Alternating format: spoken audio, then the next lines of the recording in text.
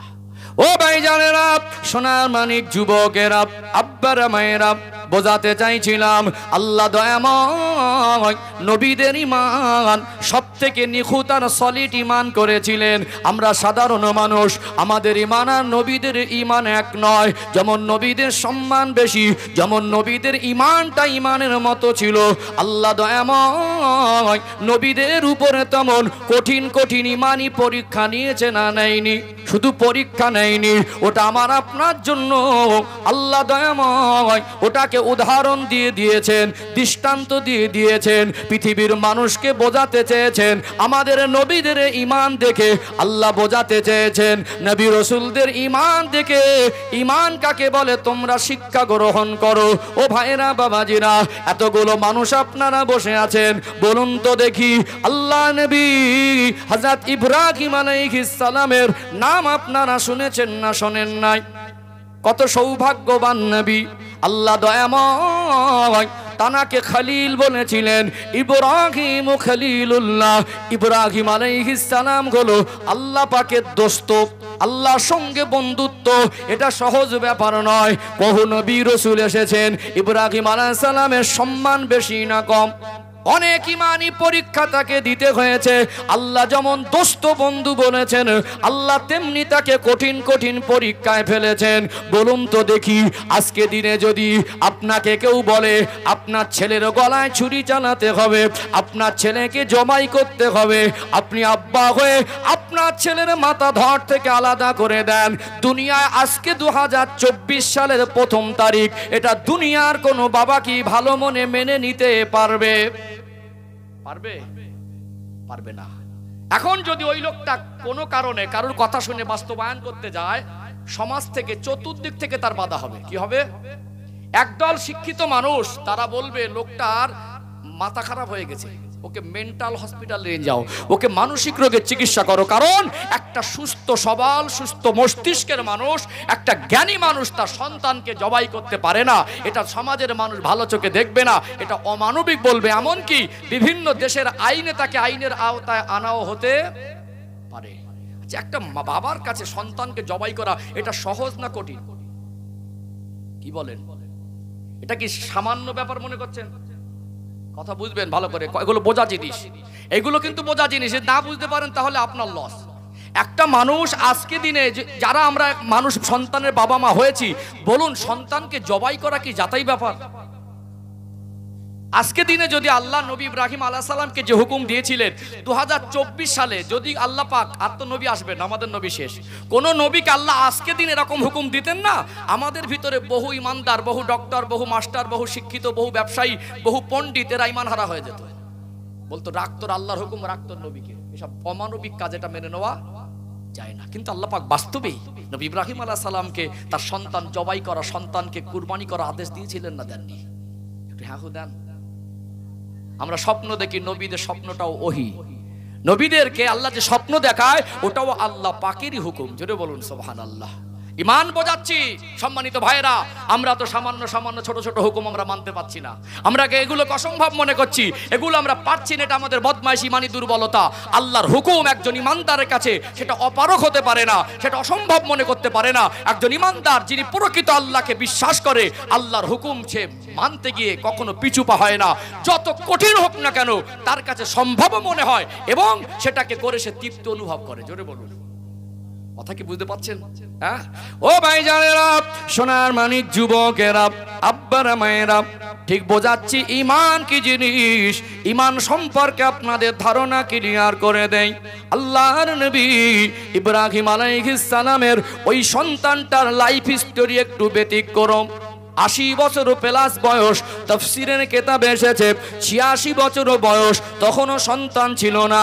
আল্লাহর কাছে বহু কান্নাকাটি করে আল্লাহর কাছে দোয়া চেয়েছিলেন, আল্লাহর কাছে চেয়ে নিয়েছিলেন, ওটা হলো দোয়ার ফল। আল্লাহর কাছে কাঁদতেন, রব্বি হাবলি মিনাস সালিহিন, আল্লাহ আপনি আমাকে একটা নেক সন্তান দেন। আল্লাহ তাআলার নবী ইব্রাহিম আলাইহিস সালামের দোয়াকে আল্লাহ পাক ফিরিয়ে দেননি, আল্লাহ পাক কবুল করে নিয়ে তাকে সুসংবাদ প্রদান করেছিলেন। ফাবাশশারনাহু বিগুলামিন হালিম। আমার নবী ইব্রাহিম, আপনি নেক সন্তান চেয়েছেন, আমি আল্লাহ আপনাকে নেক সন্তানের সুসংবাদ প্রদান করলাম। জোরে বলুন সুবহানাল্লাহ। এখানে একটা শিক্ষা, যখন পয়েন্টের সাথে একটু বলে দেই, এর মধ্যে শিক্ষা আছে, আছে না? অনেক অপদার্থ নাদান আছে, শুধু সে না, তার পরিবারটাই ওই রকম। রাগ করবেন না, বৌমার মেয়ে হয়েছে বলে সপরিবারে সবাই বৌমার বিরুদ্ধচারণ করছে, শারীরিক মানসিক ভাবে বিভিন্ন রকম টর্চার করে, আছে না?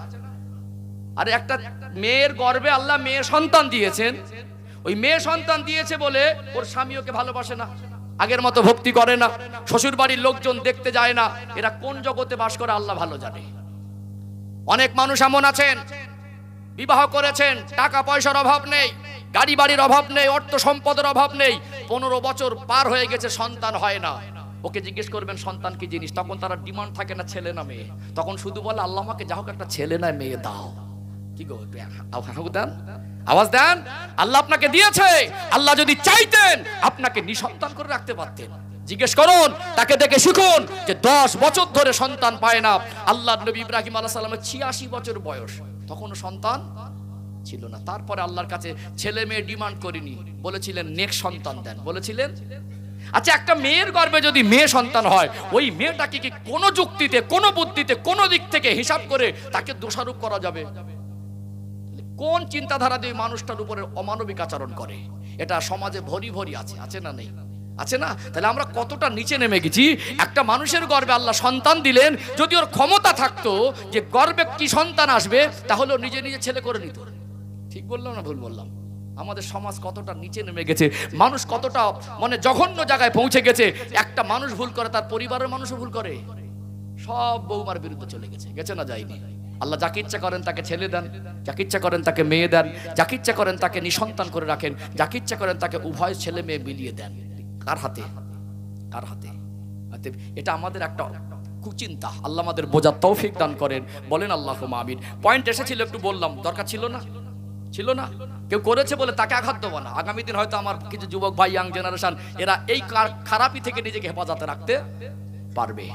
ও ভাইজানেরা, সোনার মানিক যুবকেরা, আব্বার মায়েরা, দুনিয়া একটা সন্তান বিবাহ করার আগ মুহূর্ত পর্যন্ত, সন্তানের বাবা মা হওয়ার আগ মুহূর্ত পর্যন্ত যতই আন্দাজ করুক তার আব্বা তাকে কতটা ভালোবাসে, তার মা তাকে কতটা ভালোবাসে, ওটা পরিপূর্ণ আন্দাজ করা সম্ভব নয়। আমি আমার নিজের ব্যক্তিগত জীবনের কথা বলি। আমি গুজরাটে পড়াশোনা করেছি, বছরে একবার করে বাড়ি আসার সুযোগ হতো। ঘর থেকে যখন বেরিয়ে যেতাম, আব্বা জানের চোখ ভরা পানি দেখে, আম্মা জানের চোখ ভরা পানি দেখে মনের মধ্যে একটা আলাদা রকম কষ্ট হতো। যাওয়ার মুহূর্তে মায়ের সঙ্গে দুটো কথা বলবো এই রকম মানসিক অবস্থা থাকতো না। মাথাটা হ্যাট করে কাঁদতে কাঁদতে বেরিয়ে যেতাম। মায়ের দিকে একটু আর চোখে দেখতাম, ওই স্মৃতিগুলো আজও আমার চোখে ভাসে। মায়ের চোখ ভরা পানি, আব্বার চোখের দিকে একটু আর চোখে দেখতাম, আব্বার চোখ ভরা পানি। গুছিয়ে দুটো কথা বলার মতো মানসিকতা থাকতো না। ওই সময় মনে মনে করতাম, আমার আব্বা জান আমায় অনেক ভালোবাসে, আমার আম্মা জান আমায় অনেক ভালোবাসে। বিশ্বাস করুন, আমার আন্দাজ তখন পরিপূর্ণ হয়েছে যখন আমি বিবাহ করলাম। আল্লাহ আমায় সন্তান দিলেন, সেই দিন আমি বুঝেছি সন্তান কত আদরের জিনিস।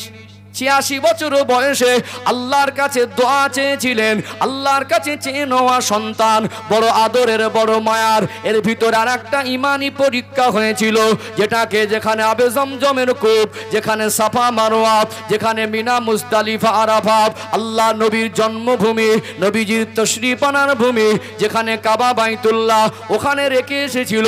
ওই ঘটনা আমি নাই বা গেলাম। ছেলেটা যখন বড় হলো, কথা বলা শিখলো, হাঁটা চলা শিখলো, আব্বা আব্বা আব্বা আব্বা বলে ডাকতে লাগলো।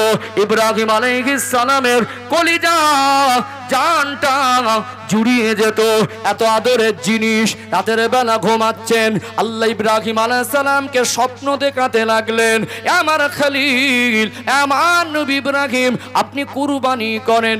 ঘুমটা ভেঙে গেল, উঠে বসে বললেন, আল্লাহ আমাকে কুরবানি করার আদেশ দিয়েছেন, আমি কি কুরবানি করব?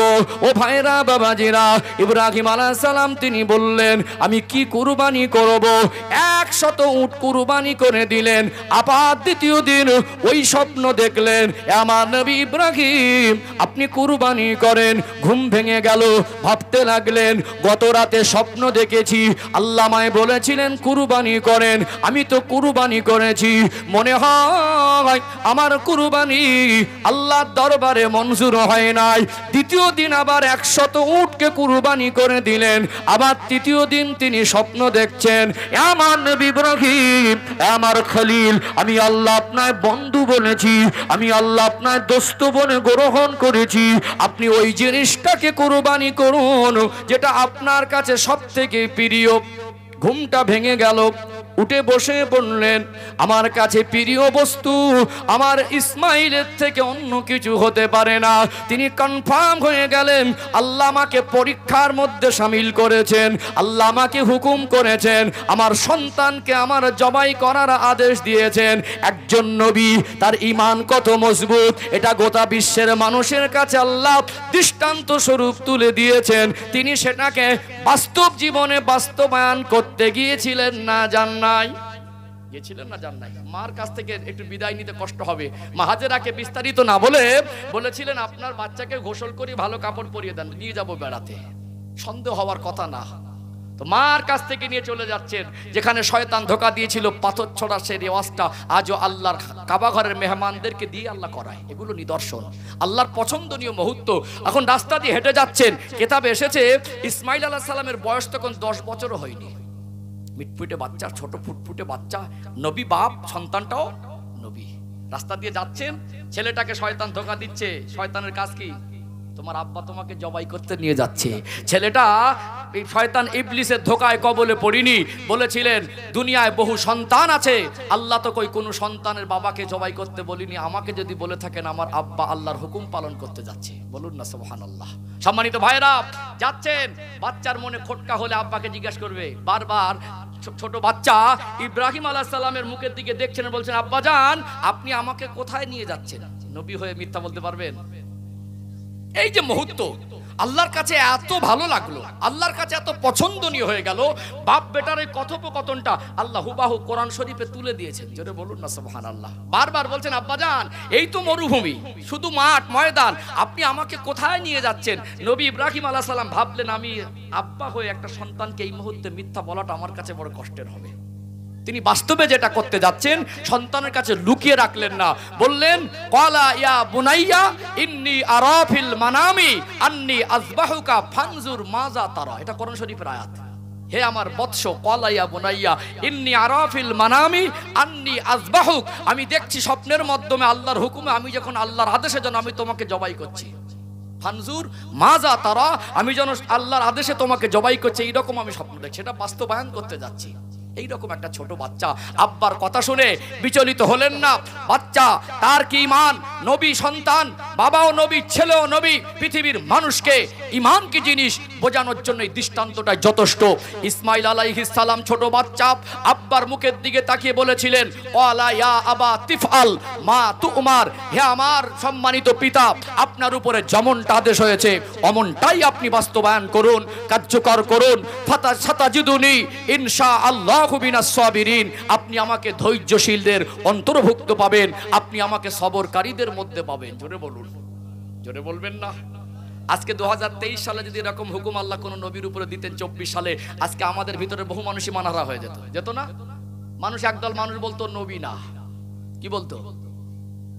একদল মানুষ বলতো আল্লাহ এরকম হুকুম দেবে না, একদল মানুষ বলতো এই মানুষটা মানসিক অসুস্থ, বলতো কি বলতো না? বলতো না? অতএব আল্লাহর হুকুম কোনোদিন একটা ইমানদারের কাছে অসম্ভব মনে হতে পারে না।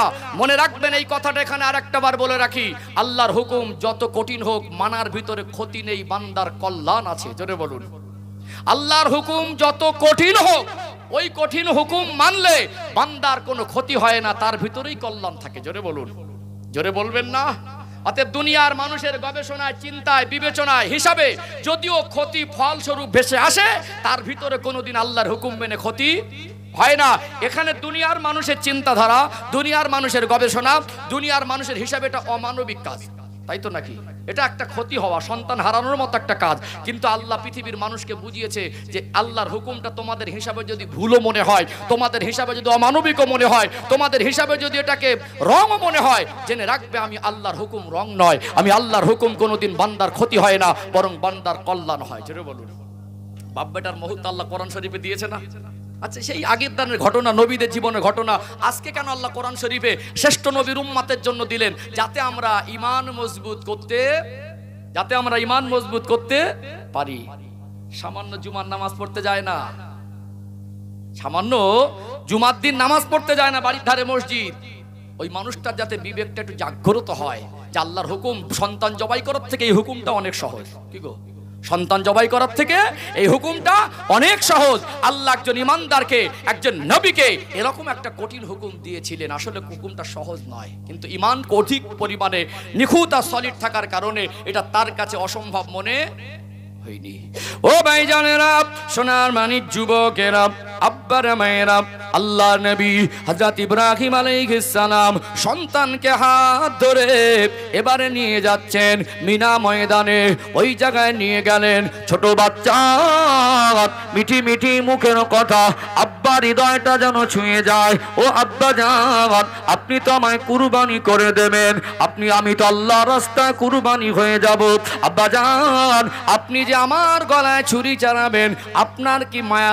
আল্লাহ যেটা করতে বলেছেন ওটাকে করতে হবে।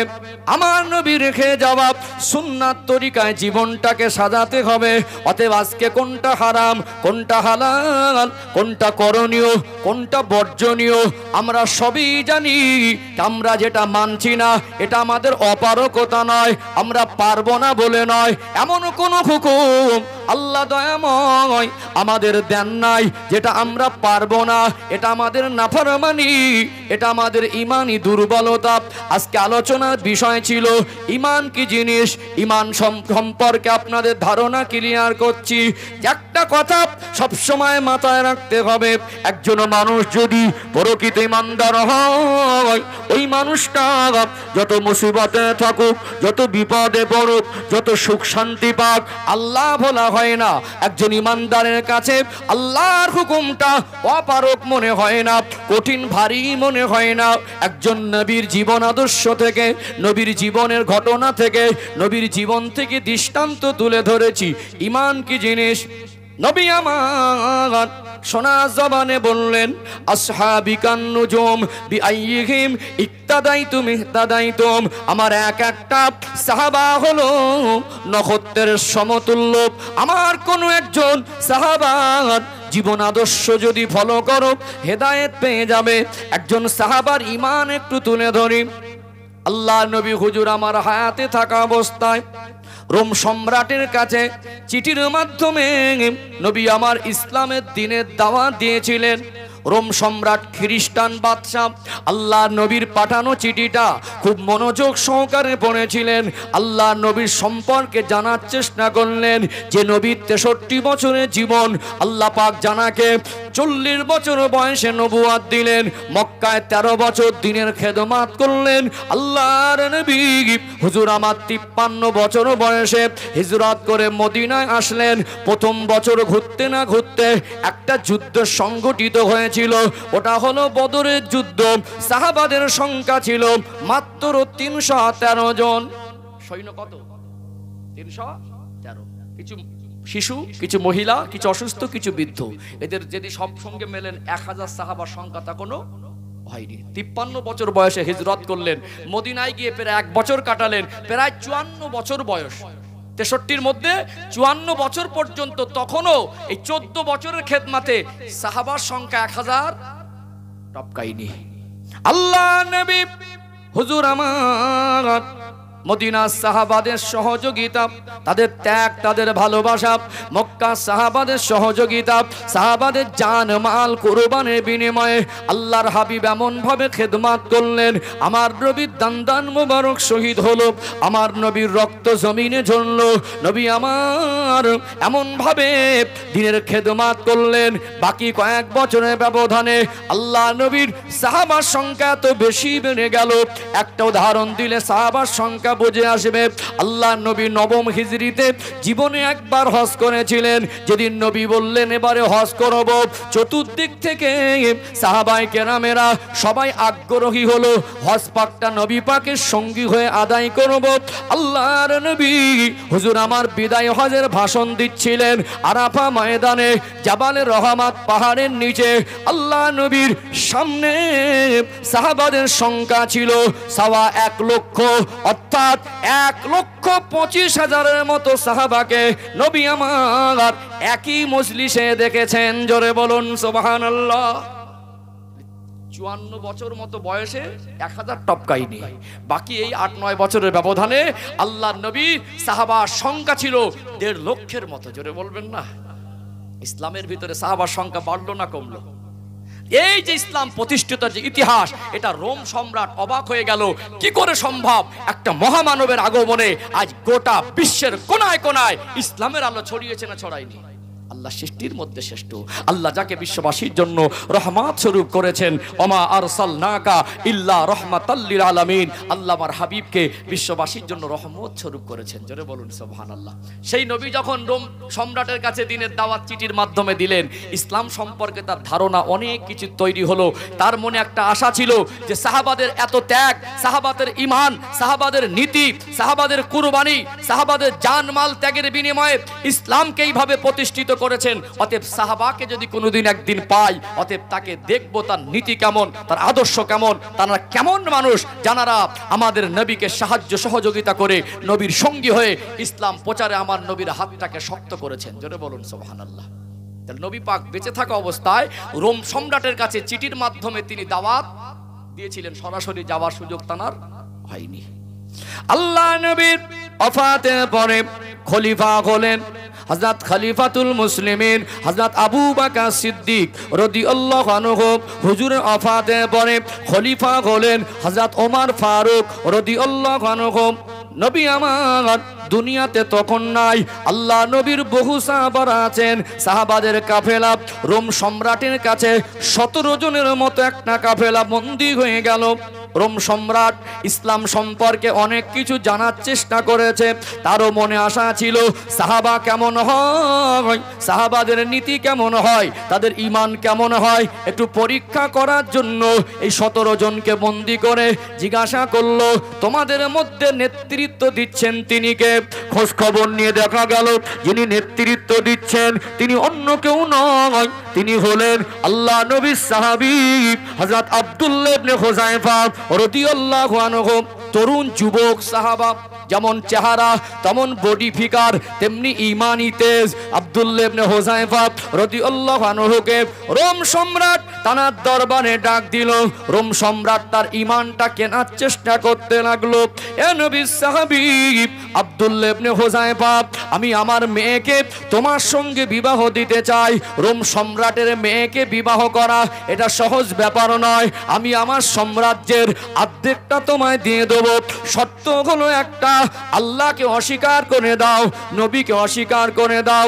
আল্লাহ নবীর সাহাবী হযরত আব্দুল্লাহ ইবনে হুযায়ফা রাদিয়াল্লাহু আনহু বলেছিলেন, এ রোম সম্রাট শুনে রেখে দেন, আমি আব্দুল্লাহ ইবনে হুযায়ফা আমি আমার জান দিয়ে দেব, আপনি আমার ঈমান কিনতে পারবেন না। আপনার সাম্রাজ্যের লোভ দেখিয়ে আপনার মেয়েকে বিবাহ দেওয়ার কথা বলে আমি আব্দুল্লাহ ইবনে হুযায়ফাকে কিনে নিতে পারবেন না। আমি জান দিতে পারি, এক মুহূর্তের জন্য আল্লাহকে আর রাসূলকে ভুলতে পারবো না। জোরে বলেন না। আমরা 500 টাকায় বিক্রি হয়ে যাই। কত টাকায়? 500 টাকায়। একটু ভিতর থেকে বিচার হবে 10,000 টাকা 20,000 টাকা দিয়ে দিল, বিচারের মোড়টা ঘুরে যায়। 2-4 জন ভাগ পায়, যে মালটা ভাগ পায় উল্টো মিথ্যা সাক্ষী দেয়, আছে না? এদের মিথ্যা সাক্ষী দেওয়া থেকে শয়তানও লজ্জা পায়। আজ ইমানদার 500 টাকায় বিক্রি হয়। কত টাকায়? বলেন না, 500 টাকায় বিক্রি হয়। নবী সাহাবী আব্দুল্লাহ ইবনে হুযায়ফা রাদিয়াল্লাহু আনহু বিশ্বের মানুষকে মেসেজ দিলেন, ইমানদার সাম্রাজ্যের লোভে, রাজার সম্রাটের মেয়ের বিবাহ লোভে ঈমান ত্যাগ করতে পারে না। জোরে বলুন। একটা প্রবাদ বাক্য আছে, সোজা আঙুলে ঘি না উঠলে আঙুল দেখাতে হয়। দেখলো তো এত সহজে হবে না, সহজে হবে না, কষ্ট দেওয়া হবে। কি হবে? পরীক্ষা। একটা হলো টাকার লোভ, পদের লোভ, আর একটা হলো নারীর লোভ। আছে না? বহু মানুষ ধ্বংস হয়েছে মেয়ে লোকের চক্করে পড়ে, হয়েছে না হয়নি? একটা মহিলার চক্করে পড়ে বহু আচ্ছা আচ্ছা মানুষ ধ্বংস হয়েছে না? ভালো সাজানো গোছানো সংসার, ফুটফুটে বাচ্চাগুলো হালে ডালে ঘুরছে, সে পড়ে আছে অন্য জায়গায়। হচ্ছে না হয় না? সোনার সংসারটাও নষ্ট হয়। একটা সুন্দরী রমণী অর্ধনগ্ন করে আব্দুল্লাহ ইবনে হুযায়ফা হুজুরের জেলখানা সেলের মধ্যে দিয়ে দেওয়া হলো। বলল যে কোনো প্রকার ওর সঙ্গে জেনা করতে হবে, শারীরিক সম্পর্কে লিপ্ত হতে হবে। আল্লাহর নবী সাহাবী আব্দুল্লাহ ইবনে হুযায়ফা রাদিয়াল্লাহু আনহুর কাছে ওই সুন্দরী রমণী জেলখানা সেলের মধ্যে এসে অর্ধনগ্ন হয়ে বিভিন্ন অঙ্গভঙ্গি দেখিয়ে বারবার আকর্ষিত করার চেষ্টা করেছে। আব্দুল্লাহ ইবনে হুযায়ফা, আমার সঙ্গে তোমার শারীরিক সম্পর্ক করতেই হবে। আব্দুল্লাহ ইবনে হুযায়ফা এমন ঈমানী শক্তি তিনি নিয়েছিলেন, তানার ভিতরে এমন ঈমানী শক্তি ছিল, তিনি তানার সঙ্গে শারীরিক সম্পর্ক তো অনেক দূরের কথা, একবারও তানার দিকে কুনজরে দেখেনি। যেটা বলুন সুবহানাল্লাহ। আর জানুয়ারি মাসে আমাদের ছেলে মেয়ে একসঙ্গে নাচতে নাচতে যাচ্ছে, যাচ্ছে না? যাচ্ছে না? ঈমানদার তার কাছে সুন্দরী রমণী অর্ধনগ্ন হয়ে এসে জেনার প্রস্তাব দিলেও তার দিকে জেনা করা তো দূরের কথা, কুনজরে একবারও দেখতে পারে না। আজকে অন্যের স্ত্রীকে নিয়ে পালাচ্ছে, আজকে নিজের বিবি বাচ্চা হালে ডালে ঘুরছে, অন্যের স্ত্রীর সঙ্গে সংসার করছে। কথা ঠিক না বেঠিক? আদিও তাকে তালাক হয়েছে কিনা সন্দেহ আছে। কথা বুঝতে পারছেন? ও ভাইজানেরা, সোনার মানিক যুবকেরা, আব্বারা মায়েরা, রোম সম্রাট দেখলো এ তো যেমন তেমন মানুষ নয়, এদের নীতি এত মজবুত, সাহাবাদের ঈমান এত মজবুত হয়, দুনিয়ার কিছু অন্যায়ের কাছে মাথা নত করে না, দুনিয়ার কোনো কুকর্ম বেফায়েশ কাজ কারবার তাদের মধ্যে থাকে না। দেখলো সহজে যখন হলো না, পানি খাদ্য বন্ধ করে দেওয়া হলো। যত শক্তিশালী সবল মানুষ হোক, মনে রাখবেন খাদ্য পানি বন্ধ করে যদি দেওয়া হয়, ওই মানুষটা দুর্বল হয়ে যাবে কি যাবে না? দুর্বল হয়ে যাবে। আমরা একদিন সারাদিন রোজা রাখি, মনে হয় পানি পিপাসায় বুকটা ফেটে যাচ্ছে। আল্লাহ নবী সাহাবী আব্দুল্লাহ ইবনে হুযায়ফা রাদিয়াল্লাহু আনহুকে জেলখানার মধ্যে বন্দী রাখা অবস্থায় 3 দিন 3 রাত পানি বন্ধ করে দেওয়া হলো, খাদ্য বন্ধ করে দেওয়া হলো। ক্ষুধা জ্বালায় পিপাসায় কাতর হয়ে গেলেন, শরীরটা সুস্থ মনে হচ্ছে না। রোম সম্রাটের তরফ থেকে শুকরের গোশত আর মদটাকে দেওয়া হলো। আব্দুল্লাহ ইবনে হুযায়ফা, যদি জানে বাঁচতে চাও এই খাদ্য তোমায় খেয়ে বাঁচতে হবে। এখন সময় আছে, আল্লাহকে অস্বীকার করে দাও, নবীকে অস্বীকার করে দাও, এই কষ্ট তোমায় পেতে হবে না। আল্লাহ নবীর সাহাবী আব্দুল্লাহ ইবনে হুযায়ফা রাদিয়াল্লাহু আনহু বলেছিলেন, রোম সম্রাটকে গিয়ে শুনিয়ে দেন আল্লাহ যেটা আমার জন্য হারাম ঘোষণা করেছেন, ইসলাম যেটা হারাম বলেছেন, আমার নবী যেটা হারাম হালালের শিক্ষা দিয়েছেন, আমি আব্দুল্লাহ ইবনে হুযায়ফা আমি আমার জান দিয়ে দেবো, কিছু না খেয়ে শহীদ হয়ে যাব। শরীয়তে যেটা হারাম, সামান্য হারাম খাদ্য ভক্ষণ করব না। ইমানি পাওয়ার বিশেষ মানুষকে মেসেজ দিলেন, ইমানদার 3 দিনের অনাহারে থেকেও হারাম জিনিস গ্রহণ করতে পারে না। আমরা হারাম জিনিস বয়ে বাড়ি আনছি, অভাব নেই, স্বভাব খারাপ হয়েছে, চেয়ে চেয়ে গরিব মানুষের কাছ থেকে ঘুষ নিচ্ছি। কথা ঠিক না বেঠিক? সুদের ব্যবসা করছে, চেহারা চকচকে ঝকঝকে, আদ্দি কাপড়ের জামা পরে, খাটে না খোটে না, চলে কি করে, ভিতর থেকে খবর হচ্ছে মালটা সুদখোর। আছে না? আছে না? সম্মানিত ভাইরা, আফসোস হয় আমাদের ঈমান কোথায়, আমরা নিজের ঈমানের হিসাব কোনোদিন করতে বসিনি। আমি কোন পর্যায়ের ঈমানদার, আমার ভিতরের ঈমানি অবস্থান কি পর্যায়ে আছে, এইটুকু আমাদের ভাবার সময় হয় না। রোম সম্রাট দেখলো এই নীতি যদি সাহাবাদের ঠিক না থাকতো, ঈমানি শক্তি যদি না থাকতো, সুন্দরী বিবি বাচ্চা বাবা মা সংসার পরিবার ব্যবসা বাণিজ্য বাগান সুখের জীবন তার একদিকে, আর জিহাদের ময়দানে গিয়ে শাহাদাতের তামান্না করে শহীদ হতে পারতেন না। কথা ঠিক না বেটি? ও ভাইজানেরা, সোনার মানিক যুবকেরা, আব্বারা মায়েরা, রোম সম্রাট দেখলো এত কঠিন মজবুত ঈমানদার, এর নীতিটা এত নীতিবান, এই নীতিটা যখন পরিবর্তন করছে না, কঠিন পরীক্ষায় ফেলে দিল। মায়েরা মাছটাকে ফ্রাই করে ভাজা করে, কড়াইতে 1 লিটার তেল দিয়ে ছোট ছোট দুটো মাছের যদি অংশ দেওয়া হয় ওটাকে ছাকা তেলে ভাজা বলে। বড় কড়াইয়ে তেল ঢেলে দেওয়া হলো, তেলটা তো বেশি গরম করা হলো, তেলটা টকবক করে ফুটছে। আব্দুল্লাহ ইবনে হুযায়ফা রাদিয়াল্লাহু আনহুকে ওই ফুটন্ত তেলের কড়াইয়ের সামনে দাঁড় করানো হলো। 17 জনের মধ্যে একজনা বন্দীকে তুলে এনে ওই ফুটন্ত তেলের মধ্যে দেওয়া হলো। আব্দুল্লাহ ইবনে হুযায়ফা রাদিয়াল্লাহু আনহু চোখের পানি ধরে রাখতে পারছেন না, চোখ ভরা পানি। আব্দুল্লাহ ইবনে হুযায়ফা হুজুর দেখছেন তার চোখের সামনে একটা মানুষকে ফুটন্ত তেলে ছেড়ে দেওয়া হলো, শরীরের অঙ্গ প্রত্যঙ্গগুলো যেন আলাদা আলাদা হয়ে যাচ্ছে। রোম সম্রাট বলতে লাগলো, আব্দুল্লাহ ইবনে হুযায়ফা এবারে বুঝতে পেরেছি, মনে হয় তুমি ভয় খেয়ে গেছো, মনে হয় তোমার ভয় এসেছে, মৌতের ভয়ে তুমি কাঁদছো। ওই সময় আব্দুল্লাহ ইবনে হুযায়ফাকে বলতে লাগলেন, আব্দুল্লাহ ইবনে হুযায়ফা তুমি ঈমান ত্যাগ করে দাও, আল্লাহকে ভুলে যাও, রাসূলুল্লাহকে ভুলে যাও, তোমার কষ্ট দেব না।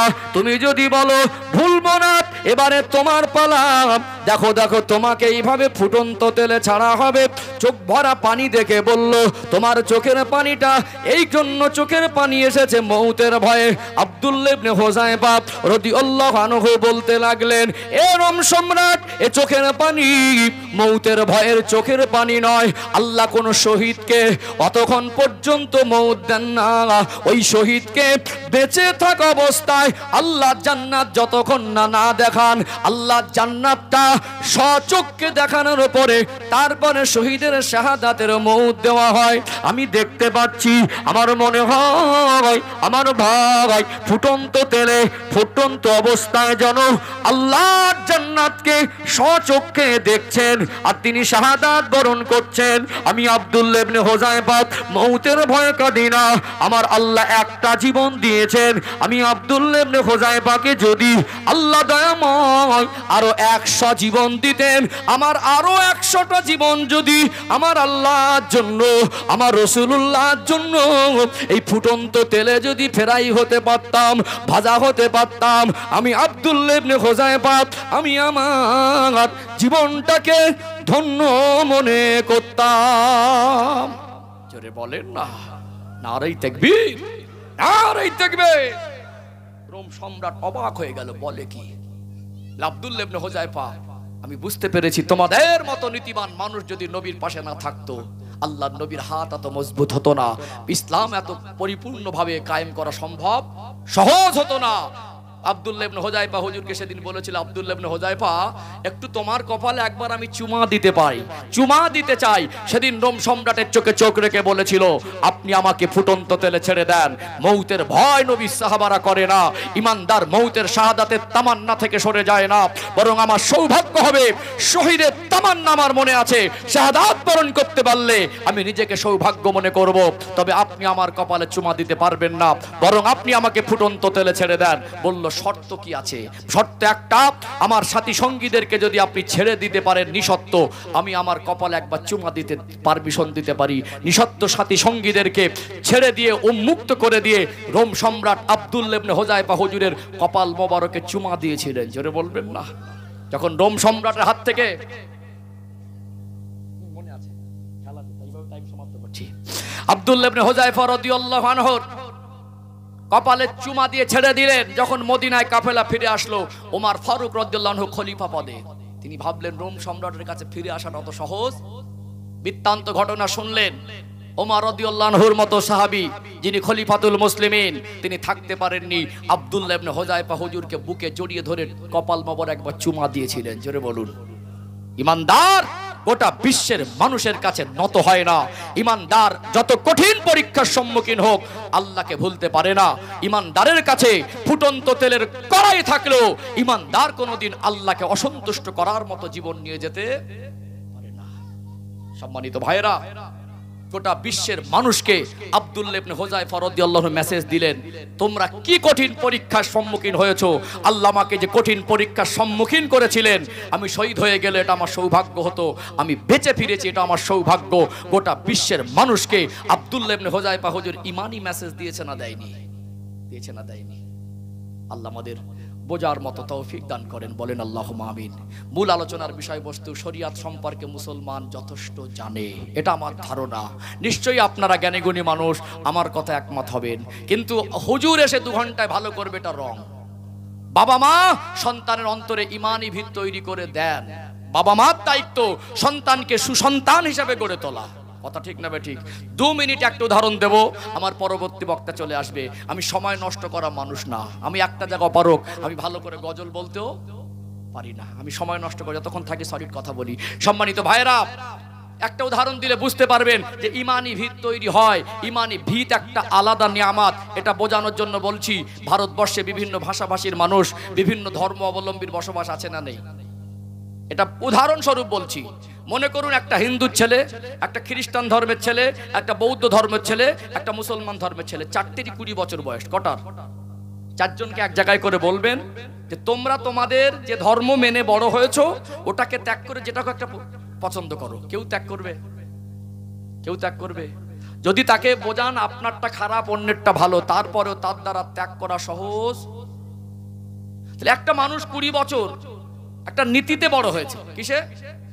একটা আদর্শে বড় হয়েছে। ও যেটা শিখেছে, পৃথিবীর মানুষ, গোটা বিশ্বে যত মানুষ আছে, মানুষ ম্যাক্সিমাম মানুষ যারা ধর্ম মানে না 1% হবে না, পার্সেন্টেজ আসবে না, বাকি সব মানুষ ধর্ম মানে। 1%ও হবে না। কিছু মানুষ হাতে গোনা তারা ধর্ম মানে না, বাকি কেউ না কেউ কোনো না কোনো ধর্মের অনুসারী। একটা ধর্মের ভিত তৈরি হয়। ওর পরিবারে ধর্মীয় কালচার যতটুকু ছিল ও অতটুকু পেয়েছে, এবং ভিতটা তো মজবুত হয়, সহজে ওর নীতি থেকে টলানো যায় না। আমাদের মেয়েরা বেপর্দায় চলে, আমাদের ছেলেরা মদ খায়, আমাদের ছেলেরা বেনামাজি, আমাদের ছেলেরা কুপথে চলে, আমাদের ছেলের আদর্শ ভালো না, উজু জানে না, গোসল জানে না। এটা বক্তা দায়ী নয়, ইমাম দায়ী নয়, জলসা কমিটি দায়ী নয়, এ দায়ী হলো এদের বাবা মা। কথা কি বুঝতে পারছেন? আমাদের সন্তানরা অতটুকু ঈমানি ভিত পেয়েছে যতটুকু আমাদের পরিবার সূত্রে তারা শিখেছে। আমরা দায়িত্ববান হই, আমরা আমাদের সন্তানকে সুসন্তান ঈমানদার সন্তান হিসেবে গড়ে তোলার প্রতিজ্ঞাবদ্ধ হই। দেখবেন সমাজে পরিবর্তন আসবে ইনশাআল্লাহ। আর না, ঈমানি দিক থেকে সন্তান যদি দুর্বল হয়, তার অন্তর ঈমানের ভিত তৈরি করে দিতে না পারি, তাহলে আমাদের সন্তানরা মানুষ হবে, প্রকৃত মানুষ হতে। জানুয়ারি মাসে হুজুর হজ করে রুকে দিতে কি ধলাই করবো? ধলাই করে ঘোড়ার ডিম হবে? কি মনে হয় আপনাদের? ধলাই করে ঘোড়ার ডিম হবে? ঘোড়ার ডিম তো পাওয়া যায় না। যে পাওয়া যেত তা স্টেজে বসে যারা জানুয়ারি মাসে পিকনিক করতে গেছে ওদের ধলাই করে ঘোড়ার ডিম পেত। ওরা হয় না তো পাবে কোথা থেকে? বাবজিরা, যাদেরকে ধলাই করবো তাদের সব শোনার সময় নেই। কি বুঝলেন? আমরা ফাঁকা মাঠে ঢোল বাজালে হবে না তো। অতএব এই বাবা মা দায়িত্ব নিয়ে যদি মানুষ করতো, ওদের ঈমানি ভিত তৈরি করতে হতো, হুজুরকে মানা করতে হতো না, নিজেই ঘরের মধ্যে বসে থাকতো, নামাজ পড়তো, মসজিদে যেত। আল্লাহ আমাদের বোঝার তৌফিক দান করেন, বলেন আল্লাহুম্মা আমিন। ঘড়ির কাঁটা 10:30। আমি নীতিভ্রষ্ট না, নীতি বিক্রি করে খাই না। আমার নীতি আলাদা। আমি স্টেজে আমার বয়সে ছোট হোক আর বড় হোক বসে রেখে বক্তব্য করাটা পছন্দ করি না। খুব নগণ্য ছোট মানুষ, স্বল্প জ্ঞানের অধিকারী। আল্লাহ পাক আমার মতো অধম অযোগ্যকে আপনাদের মতো দিনদার, পরেশগার, শিক্ষিত, জ্ঞানীগুণী মানুষের সামনে বসিয়েছিলেন। দুটো কথা অযোগ্যতার ভিতর থেকে গুছিয়ে তুলে ধরার চেষ্টা করেছি। বাকিটা আল্লাহর মর্জি। ভাষায়, ভঙ্গিতে, কথায়, শব্দ চয়নে যদি কষ্ট লাগে ক্ষমার নজরে দেখবেন। শরিয়াত যেটা হালাল বলে ওটা হালাল, শরিয়াত যেটা হারাম বলে ওটা হারাম। ওটাকে প্রচার করে, বর্ণনা করে ক্ষমা চাওয়ার কোনো অপশান নেই। গুছিয়ে বলার যোগ্যতা আমার নেই। তার ভিতরে ভাষা ভঙ্গিতে কষ্ট পেলে তার জন্য ক্ষমা চাইছি। আমার জন্য দোয়া করবেন, আমি আপনাদের জন্য প্রাণ ভরা দোয়া করি। আল্লাহ আমার কমিটি ভাইদেরকে প্রকৃত হেদায়েত দান করেন, আল্লাহ দিনের খাদেম হিসাবে কবুল করেন। গ্রামে যারা অসুস্থ আল্লাহ শেফা দেন, যারা ঋণী হয়েছে ঋণ পরিশোধ করার তৌফিক দেন। আল্লাহ আমাদের সবাইকে ঈমানের উপরে কায়েম থাকার মতো তৌফিক দেন। ঈমানটুকুনি যেন কবরে যেতে পারে সে তৌফিক আল্লাহ দান করেন, বলেন আল্লাহুম্মা আমিন। আখিরি দাওয়ানা আনিল হামদুলিল্লাহি রাব্বিল আলামিন। আসসালামু আলাইকুম ওয়া রাহমাতুল্লাহি ওয়া বারাকাতু। সভাপতি সাহেব আছেন, তিনি আমার পরবর্তী বক্তার নাম গুছিয়ে আপনাদের কাছে বলবেন। একটা অনুরোধ, এক একটা ফুলের খুশবু এক এক রকম, এক একটা ফলের স্বাদ এক এক রকম।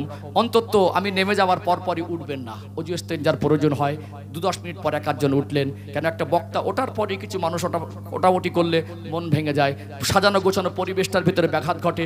অন্তত পরিবেশটা বজায় রাখুন, দরকার আছে। এই পর্যন্ত সমাপ্ত করলাম। মহব্বতে দরুদ শরীফ। আল্লাহুম্মা